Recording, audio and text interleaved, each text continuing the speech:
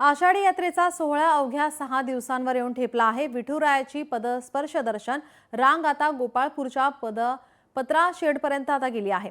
पदस्पर्श दर्शनाला 8 ते 10 तासांचा कालावधी लागत आहे, त्यामुळे व्हीआयपी दर्शन बंद करण्याची मागणी वारकऱ्यांमधून होत आहे। याचाच आढावा घेतलाय, भाविकांशी संवाद साधलाय आमचे प्रतिनिधी अभिराज उबाळे यांनी।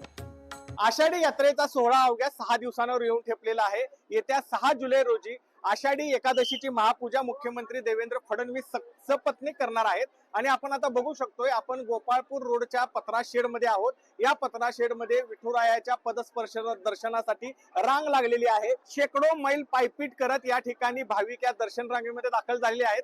मात्र कुठल्याही भाविकाच्या चेहऱ्यावर असा निरुत्साह दिसत नाही, थकलेले पण जाणवत नाही।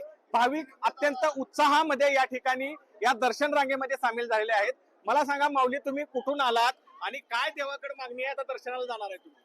आम्ही नाशिक जिल्ह्याहून आलोय, मालेगाव तालुका। काही नाही, भगवंताकडे सारे समृद्धी पाहिजे, आनंद वातावरण पाहिजे।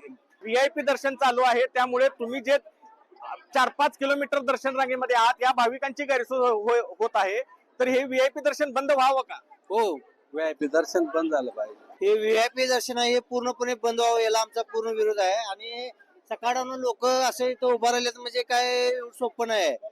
आम्ही रात्री कोल्हापूर इथं आलेलो आहे, सकाळी 7च्या उभा राहून सकाळून आम्ही दर्शनला इथं उभं राहून व्हीआयपी दर्शन हे बंद व्हावं, सर्वसामान्य लोकांनी सुद्धा दर्शन मिळावं अशी आमची।